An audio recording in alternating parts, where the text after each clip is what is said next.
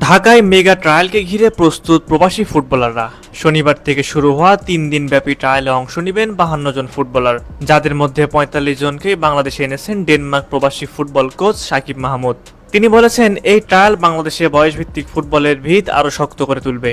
ইতিহাস গড়ার পথে বাংলাদেশ ফুটবল ফেডারেশন প্রথমবারের মতো এত বড় পরিসরে একসাথে ট্রায়াল দিচ্ছেন প্রবাসে বেড়ে ওঠা 52 জন বাংলাদেশি বংশোদ্ভূত ফুটবলার। তাদের মধ্যে 45 জন এসেছেন একক প্রচেষ্টায়, একক ত্যাগে সাকিব মাহমুদের নেতৃত্বে। তিনি শুধু একজন কোচ নন, একজন স্বপ্নবান মানুষ। দেশের ফুটবলের প্রতি তার ভালোবাসা, দায়িত্ববোধ এবং আত্মত্যাগের নজির এই আয়োজন।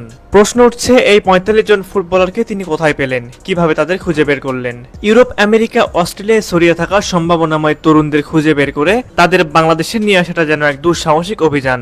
সামাজিক যোগাযোগ মাধ্যম, ক্লাব পর্যায়ে পর্যবেক্ষণ, নানা দেশের ফুটবল লিগে পারফর্ম করা ফুটবলারদের সাথে যোগাযোগ করে একে একে তাদের বাংলাদেশের পতাকার তলায় একত্রিত করেছেন তিনি। এ যেন বিশ্বজুড়ে ছড়িয়ে থাকা বাংলাদেশের খুঁটিনাটি সম্ভাবনাকে এক সুতায় গেঁথে আনার অপার প্রয়াস। সাকিব মাহমুদের আরেকটি পরিচয় হলো, তিনি জামাল ভুঁইয়ার ঘনিষ্ঠ বন্ধু। শৈশব থেকে একসাথে বড় হয়েছেন ডেনমার্কে। আজ দুজনেই ভিন্নভাবে দেশের ফুটবলে অবদান রেখে চলেছেন। জামাল মাঠে আর সাকিব মাঠের বাইরে দাঁড়িয়ে স্বপ্ন করছেন। প্রথম কোনো বাংলাদেশি বংশোদ্ভূত ফুটবলার হিসেবে বাহুবের সঙ্গে যোগাযোগ করেছিলেন জামাল ভুঁইয়া। 2013 সালে বাংলাদেশ জাতীয় দলের হয়ে অভিষেক হয় ডেনমার্কে জন্ম নেওয়া জামালের। এরপর জাতীয় দলে আসেন ফিনল্যান্ডে জন্ম নেওয়া তারিক কাজী।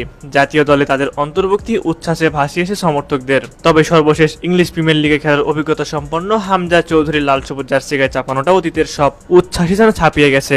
দেশব্যাপী তোলা আলোড়ন পৌঁছে গেছে বিশ্ব ফুটবলেও। হামজা আসার আগে থেকে অবশ্য বাংলাদেশি বংশোদ্ভূত বা প্রবাসী ফুটবলাররা বিভিন্নভাবে বাহুবের সঙ্গে যোগাযোগ করে আসছিলেন, ইচ্ছা প্রকাশ করছিলেন দেশের জার্সিতে খেলার। তারই ধারাবাহিকতা ধরে রেখে এবার 52 জন ফুটবলার আসছে বাংলাদেশে বাফুফের প্রি ট্রায়ালে অংশ নেওয়ার জন্য। এই ট্রায়াল শুধু কয়েকজন প্রবাসী তরুণের স্কিল যাচাইয়ের আয়োজন নয়, এটা আসলে বাংলাদেশের ফুটবলের নতুন এক দিগন্তের সূচনা, যেখানে প্রবাসীরা শুধু দর্শক নয়, তারাও হয়ে উঠেছে এই দেশের ফুটবল জাগরণের সক্রিয় সৈনিক। বাংলাদেশ ফুটবলে নতুন যুগের বার্তা দিতে যাচ্ছে এই উদ্যোগ। আজকের এই ছোট পদক্ষেপ হয়তো কাল গড়ে তুলবে বিশ্বমঞ্চে বাংলাদেশের প্রথম গোল করা সেই ইতিহাস, যার পেছনে থাকবে সাকিব মাহমুদের মতো নীরব সাহসী পথপ্রদর্শকের অবদান।